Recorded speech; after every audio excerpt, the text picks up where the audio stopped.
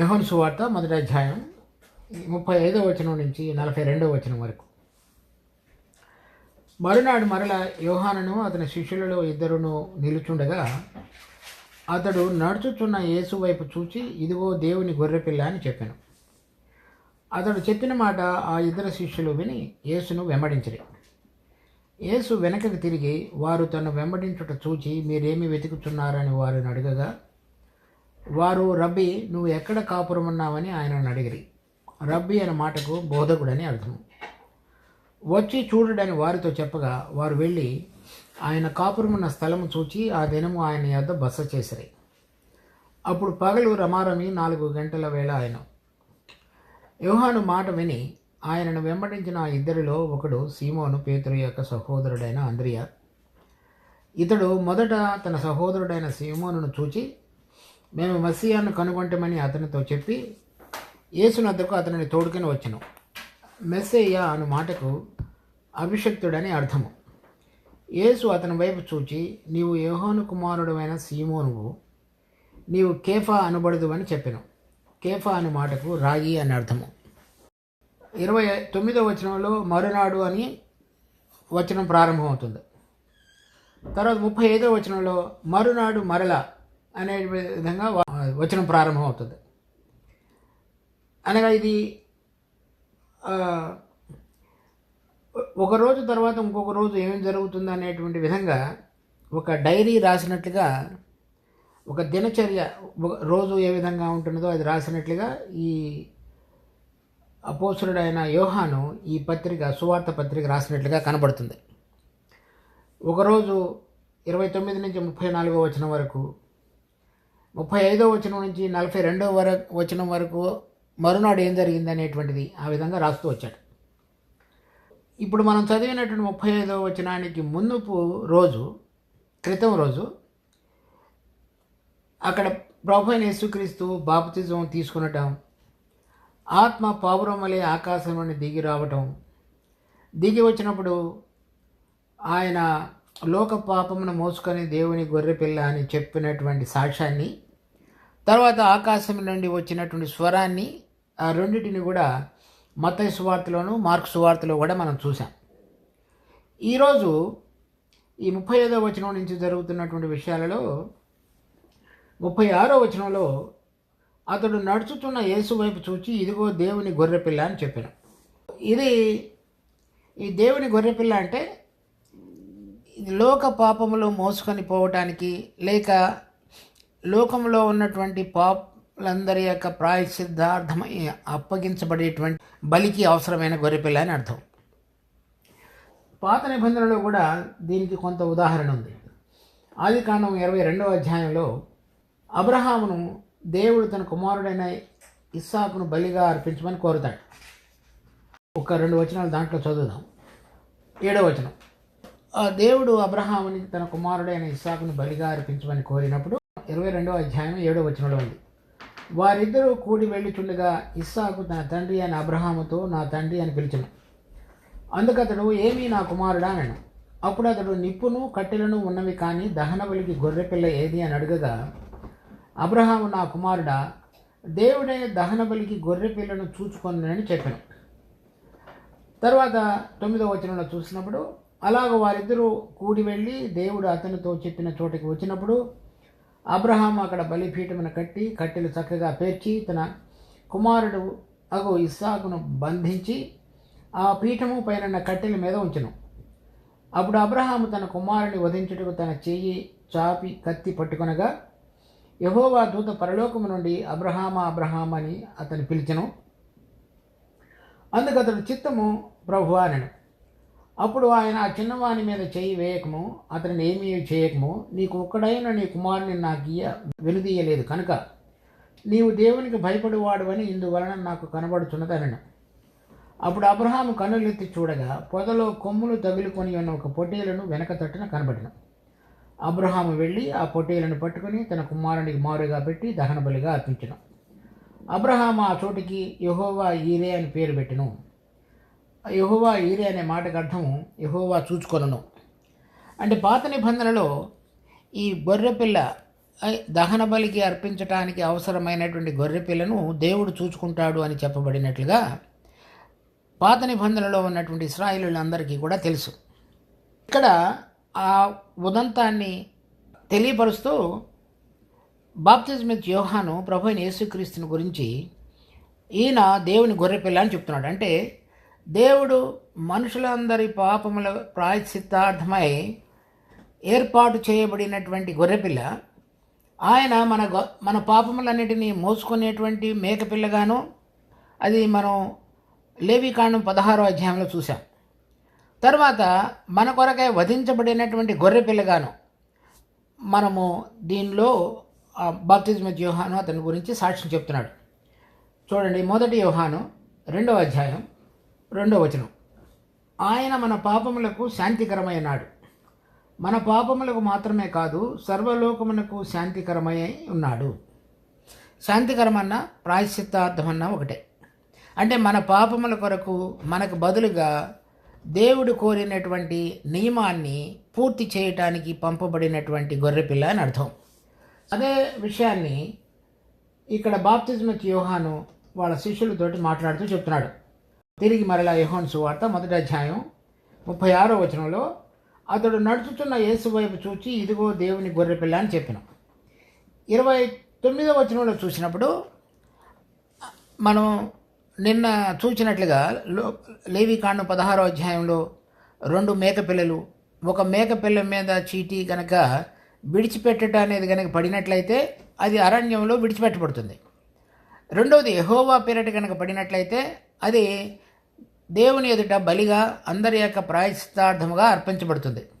అలా లోకం యొక్క పాపముల నిమిత్తమై ప్రాయశ్చిత్తార్థముగా అప్పగించబడేటువంటి గొర్రెపిల్ల అని బాప్తిజమిత్ యోహాను యొక్క సాక్ష్యం ఇక్కడ. తర్వాత 37వ వచనంలో చూసినప్పుడు, అతడు చెప్పిన మాట ఆ ఇద్దరు శిష్యులు విని యేసును వెంబడించిరి. అంతకు మునుపు 29 నుంచి 34వ వచనం వరకు మనం చూసినప్పుడు, మొట్టమొదటిసారిగా లోక పాపమును మోసుకొని పోవు దేవుని గొర్రెపిల్లని, తర్వాత బాప్తిజమిత్ యోహాను ప్రభువుని గురించిన సాక్ష్యం ఆత్మ పావురము వలె దిగివచ్చుట అనేది, తర్వాత మత్తయి సువార్తలోను మార్కు సువార్తలోను ఈయన నా ప్రియకుమారుడు, ఈయన యందు నేను ఆనందించుచున్నాను అనేటువంటి తండ్రి యొక్క స్వరం పరలోకము నుండి వినుట అనేటువంటిది. దీని యొక్క ఈ నేపథ్యంలో అంటే ఇవన్నీ జరిగినటువంటి తర్వాత మరలా 36వ వచనంలో దేవుని గొర్రెపిల్ల అని బాప్తిజమిత్ యోహాను తన శిష్యులతో చెప్తున్నాడు. అలా చెప్పినప్పుడు బాప్తిజమిత్ యోహాను యొక్క శిష్యుల్లో ఇద్దరు, అంటే ఇవన్నీ కూడా వారు బాప్తిజమిత్ యోహానుతో పాటుగా ఉండి ప్రభువును గురించినటువంటి 2 విషయాలు, ఈ లోక పాపమును మోసుకొని పోతున్న దేవుని గొర్రెపిల్ల, మన పాపముల ప్రాయశ్చిత్తార్థమై నియమించబడినటువంటి దేవుని గొర్రెపిల్ల అనే 2 విషయాలు కూడా ప్రభు అయిన యేసుక్రీస్తుని గురించి బాప్తిజమిత్ యోహాను సాక్ష్యం వినిన తరువాత, పరలోకము నుండి తండ్రి యొక్క స్వరాన్ని వినిన తరువాత ఇద్దరు శిష్యులు బాప్తిజమిత్ యోహానును విడిచిపెట్టి ప్రభు అయిన యేసుక్రీస్తును వెంబడించడానికి పూనుకున్నారు. 37వ వచనంలో చూస్తున్నాం, అతడు చెప్పిన మాట ఆ ఇద్దరు శిష్యులు విని యేసును వెంబడించిరి. సో ఇదంతా కూడా ఈ బాప్తిజమిత్ యోహాను చెప్పబడిన తర్వాత 2వ రోజున జరిగినటువంటి సంఘటన. దానిలో ఇద్దరు శిష్యులు బాప్తిజమిత్ యోహానుని విడిచిపెట్టడం, ప్రభు అయిన యేసుక్రీస్తును వెంబడించడం అనేటువంటిది మనం గమనిస్తున్నాం. అప్పుడు వెంబడిస్తున్నప్పుడు 38వ వచనంలో, యేసు వెనకకు తిరిగి వారు తన వెంబడించుట చూచి మీరేమి వెతుకుతున్నారని వారిని అడుగగా, వారు రబ్బీ నువ్వు ఎక్కడ కాపురం ఉన్నావని ఆయనను అడిగిరి. రబ్బీ అను మాటకు బోధకుడని అర్థం. అంటే మన ప్రభు అయిన యేసుక్రీస్తు బోధకుడు అనేటువంటి విషయాన్ని వాళ్ళు గుర్తెరిగి ఆయనను రబ్బీ అని పిలిచి, తర్వాత ప్రభు వారిద్దరిని కూడా అడిగారు, మీరు ఎందుకు నన్ను వెంబడిస్తున్నారు, ఏం వెతుకుతున్నారని అడిగినప్పుడు వారు చెప్పారు, నువ్వు ఎక్కడ కాపురం ఉంటున్నావు అనేటువంటిది.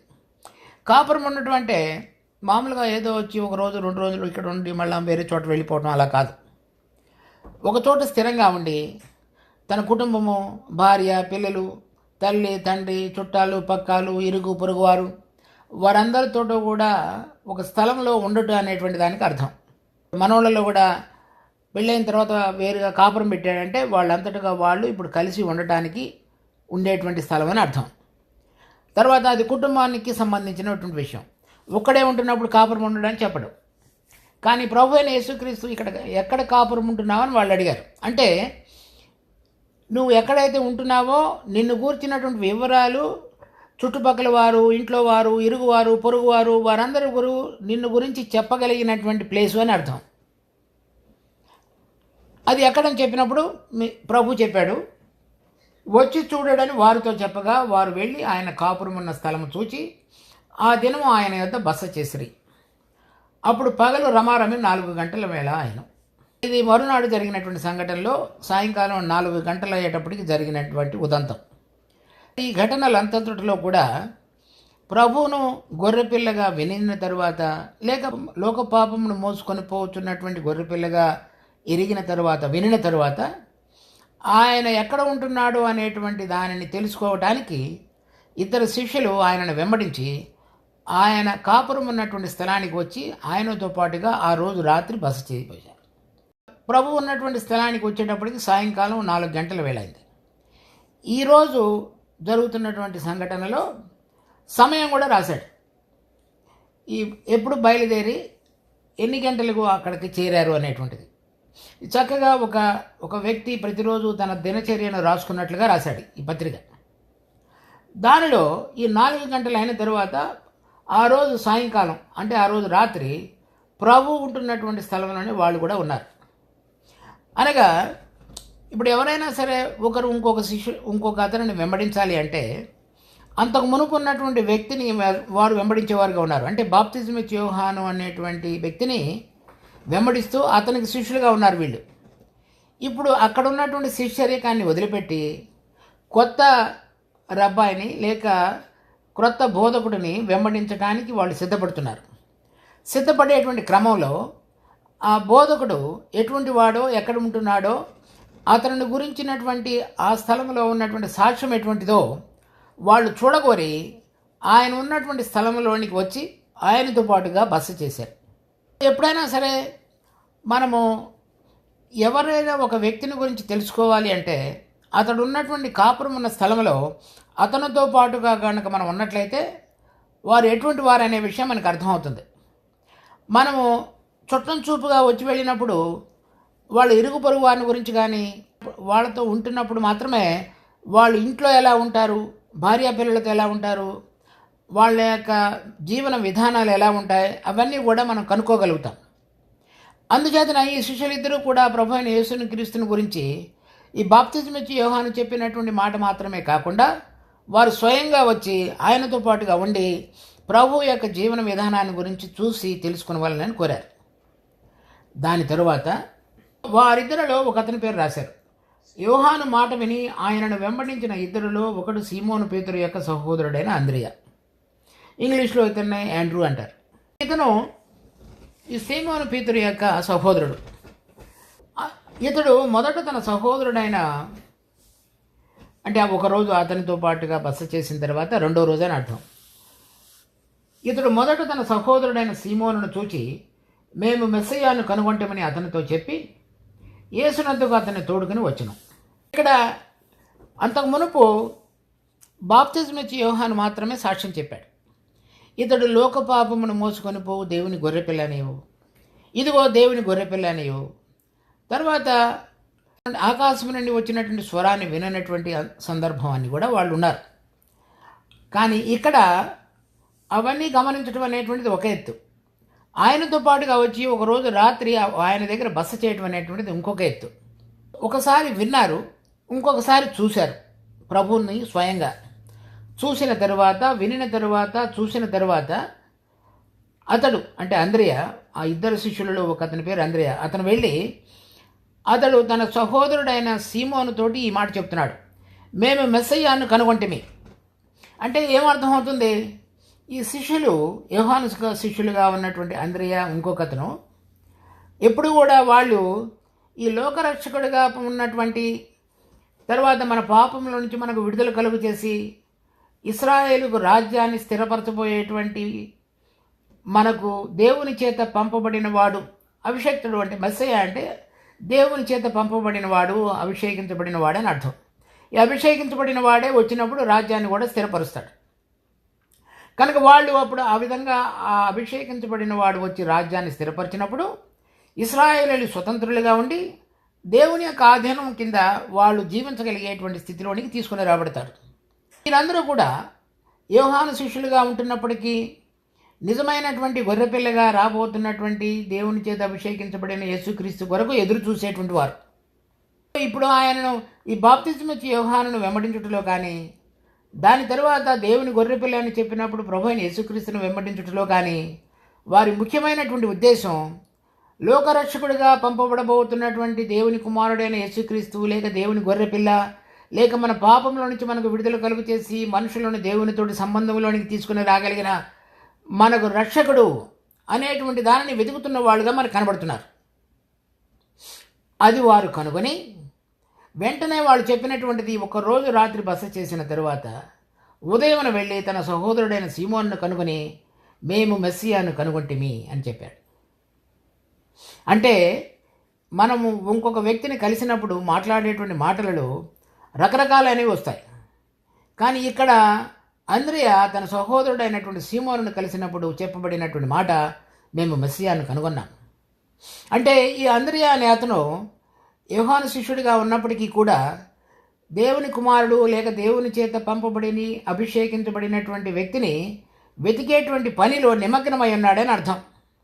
అతని హృదయం, అతని మనసు, అతని కోరిక, అతని వాంఛ అదంతయు కూడా దేవుని చేత పంపబడినటువంటి అభిషిక్తుడైన దేవుని కుమారుడైన దేవుని గొర్రెపిల్ల అయిన ప్రభువును వెతుకుతున్నాడని మనకు అర్థమవుతుంది. అది కనుగొన్నప్పుడు ఆ సంతోషంతో వెళ్ళి తన సహోదరుడికి చెప్పాడు. చూడండి, ఒక వ్యక్తి దేని చేత ఆవరింపబడి ఉంటాడో, అతని హృదయంలో ఏ విషయం నింపబడి ఉంటుందో దానిని వెతుకుతుంటాడో, ఆ వెతికినప్పుడు ఏ విధంగా కనుగొంటాడో, కనుగొనినప్పుడు కనుగొన్నటువంటి సత్యాన్ని ఇతరులకు తెలియపరుస్తాడో, ఒక వ్యక్తి యొక్క క్రైస్తవ జీవితాన్ని మనం గమనించినప్పుడు మనం అర్థం చేసుకోగలుగుతాం. ఇది మనలో లోపించింది అంటే మన ప్రభువుని గురించినటువంటి నింపుదల, ఆయనను గురించిన ఆసక్తి, మనం ఎంతగా నింపబడాలో అంతగా నింపబడినటువంటి అనుభవం మనకి తక్కువగా ఉందని అర్థం. కానీ మనము ఆ విధంగా వెతకటం అనేటువంటిది యథార్థమైన మనసుతో, నిండు హృదయంతో నిజమైనటువంటి దేవుడిని కనుగొని ఆయనను ఆరాధించి ఆయన ద్వారా నింపబడాలనే మనసు మనకు కలిగి ఉన్నట్లయితే దేవుడు మన కోరికను తీరుస్తాడు. అలా దాని తర్వాత ఈ సీమోను సంగతి చూడండి. 42వ వచనం, యేసునొద్దకు అతన్ని తోడుకుని వచ్చును. దాని తర్వాత యేసునొద్దకు అతన్ని తీసుకుని వచ్చాడు. అలా చెప్పడం మాత్రమే కాకుండా ఇలా మేము కనుగొన్నాము అని చెప్పినప్పుడు చెప్పి అతని సహోదరుడిని కూడా తీసుకుని వచ్చాడు. అంటే ఒక రకంగా చూస్తే ఈ సీమోను కూడా అటువంటి దానిలోనే వెతుకుతున్నవాడుగా కనబడుతున్నట్లుగా కనబడుతుంది. అందుచేతనే అతడు నేను రానని కానీ, మీరు కనుగొన్నది సరైనది కాదని కానీ, లేక నాకు ఆసక్తి లేదని కానీ అటువంటిది ఏమీ చెప్పలేదు. ఇలా తన సహోదరుడు చెప్పగానే అతడు కూడా ఆ సహోదరుడితో పాటు వచ్చి మెస్సియాని చూశాడు. చూసినప్పుడు యేసు అతని వైపు చూచి, నీవు యోహాను కుమారుడు అయిన సీమోనువు. అతడు వచ్చి ఇంకా అంద్రియ కానీ సీమోను కానీ ప్రభువుతోటి ఏం చెప్పలేదు. అలా చెప్పక మునిపే నీవు యోహాను కుమారుడు అయిన సీమోను అని చెప్పాడు. నీవు కేఫా అనబడదువు. కేఫా అను మాటకు రాయి అని అర్థం. ఇక్కడ సీమోను అనే మాటకు అర్థం ఏంటంటే అది ఇసుక స్వభావం కలిగినటువంటిది, లేక చంచల స్వభావం కలిగినది అని అర్థం. రాయి అనేటువంటిది అది గట్టిగా ఉండి స్థిరమైనటువంటి మనసు కలిగింది అని అర్థం. నీవు సీమోను అంటే చంచలమైనటువంటి స్వభావాన్ని కలిగి త్వరగా అటు ఇటు ఊగిపోయి ఆవేశపూరితంగా వ్యవహరించేటువంటి స్వభావం కలిగిన వ్యక్తివి అని అర్థం. నిన్ను నేను కేఫా అనబడదు అన్నాడు. అంటే కేఫాగా మారుస్తానని అర్థం. కేఫా అనే మాటకు రాయి అని అర్థం. అంటే ఆ చంచలత్వాన్ని తీసివేసి నన్ను వెంబడించే విషయంలో నీకు కలిగి ఉన్నటువంటి కదలికలన్నిటినీ కూడా పూడ్చివేసి చక్కగా స్థిరమైనటువంటి రాయి వలె నిన్ను చేర్చి నువ్వు నన్ను వెంబడించేటువంటి వాడుగా నువ్వు చేయబడదు అని ప్రభు అతని గురించి సాక్ష్యం చెప్తున్నాడు. కనుక ఇక్కడ రెండవ విషయాన్ని మనం ఏం చూస్తున్నామంటే, పేతురు విషయంలో ఎవరైనా సరే మరి గాలికి కదులుతున్నటువంటి రెల్లు వలె ఉన్నటువంటి మనుషుని యొక్క స్వభావం కొన్నిసార్లు లోక స్వభావంగా, కొన్నిసార్లు పరలోక సంబంధమైన విషయంగా, కొన్నిసార్లు శరీర స్వభావంగా, కొన్నిసార్లు ఆత్మ సంబంధమైన విధంగా ఆలోచించేటువంటి తత్వం కలిగినటువంటి మనందరం కూడా సీమోను పేతురు వలె ఉన్నట్లు. కానీ ఆ సీమోనును రాయిగా మార్చేటువంటి వాడుగా, అంటే దైవ సంబంధంలోనికి, ఆత్మ సంబంధంలోనికి, స్థిరత్వంలోనికి, మరి పరలోక సంబంధమైన దానిలోనికి మార్చుటకు దేవుడు శక్తిమంతుడు. అది మొట్టమొదట్లో వీళ్ళందరినీ మనకి పరిచయం చేయటంలో కలిగినటువంటి ఉద్దేశం ఏమిటంటే, ఈ దేవుడు ప్రతి ఒక్క శిష్యునితోటి ఏ విధంగా వ్యవహరించుతాడో అనే విషయాన్ని మనం గ్రహించడానికి చేయబడినటువంటి ఉపోద్ఘాతం ఇది. అందుచేత ఈ విషయాలన్నిటిలో కూడా మనం సరైన విధంగా గమనం కలిగి, మనలో సీమోను వలె ఉన్నటువంటి భావ ఉద్వేగాలతోనూ ఆవేశంతో కూడినతోనూ మన జ్ఞానయుక్తంగానూ నడిచేటువంటి స్వభావం కలిగిన మనందరినీ కూడా దేవుడు చక్కగా మార్చుటకు సామర్థ్యం కలిగినటువంటి వాడుగా ఉన్నాడు. అందుచేత కానీ ఈ విధమైనటువంటి చంచల స్వభావంలో నుంచి, లేక ఇసుక వలె ఉన్నటువంటిది, లేక జారిపోతున్నటువంటి స్వభావం రాయిలోనికి మార్చబడాలి అంటే దానికి రెండు విషయాలు అవసరం. ఒకటి అధికమైనటువంటి ఉష్ణోగ్రత లేక వేడి, తర్వాత ఆ ఉష్ణోగ్రతలో అధికమైనటువంటి పీడనం అంటే ప్రెషర్. ఆ రెండు కూడా కలిపి ఉన్నప్పుడే ఇసుక ముద్దగా చేయబడి గట్టిగా రాయి వలె మార్చబడుతుంది. అధికమైనటువంటి ప్రెషరు లేక వేడి అంటే ఇవన్నీ కూడా మన జీవితంలో ఈ క్రమశిక్షణ ద్వారా దేవుడు ఒక చంచల స్వభావం కలిగినటువంటి వ్యక్తిని స్థిరమైనటువంటి వ్యక్తిత్వంలోనికి, లేక లోకానుసారమైనటువంటి నడవడగలిగిన మనలను ఆత్మానుసారమైనటువంటి నడవలోనికి మార్చేటువంటి ప్రభువుగా ఉన్నాడని మనం అర్థం చేసుకుంటున్నాం. కనుక మొట్టమొదటిగా వచ్చినటువంటి శిష్యులలో, ఇద్దరు శిష్యుల్లో ఒకతను తన సహోదరుడిని వెంటనే తీసుకుని వచ్చాడు. ఈ విధంగా ప్రభువుకు మొదటి క్రమంలో శిష్యులుగా చేయబడినటువంటి కొంతమంది యొక్క పేర్లు ఈ విధంగా మనం గమనిస్తున్నాం. తరువాత భాగంలో మరలా ఇంకొక శిష్యుడు, ఇంకొక ఇద్దరు శిష్యుల గురించి కూడా చూద్దాం. దేవుడు ఈ వాక్యమును మన కొరకే ఆశీర్వదించును గాక. ప్రార్థించుకుందాం. మా జీవము కలిగిన తండ్రి, మీకు ఎంతో వందనాలు. మరి మీ కృపలో మాకు అనుగ్రహించిన ఈ వాక్య భాగాన్ని బట్టి వాడు స్తుతి స్తోత్రాలు. దీన్ని మా కొరకే ఆశీర్వదించి, మరి సీమోను స్వభావం నుంచి మరి రాయి వలె స్థిరమైనటువంటి స్థిరత్వంలోనికి మమ్మల్ని తీసుకురమ్మని వేడుకుంటున్నాం. తర్వాత అంద్రియా వలె మా హృదయాలు మిమ్మల్ని వెతుకుటకు, మీ ద్వారా నింపబడుటకు, మనసు కలిగి ఉండుటకు కూడా మాకు సహాయం చేయమని వేడుకుంటున్నాం. ఈ వాక్యమును మా కొరకై దీవించి ఆశీర్వదించమని కోరుతూ మా రక్షకుడు ప్రభు అయిన యేసు నామమున అడుగుతున్నాం తండ్రి. ఆమేన్.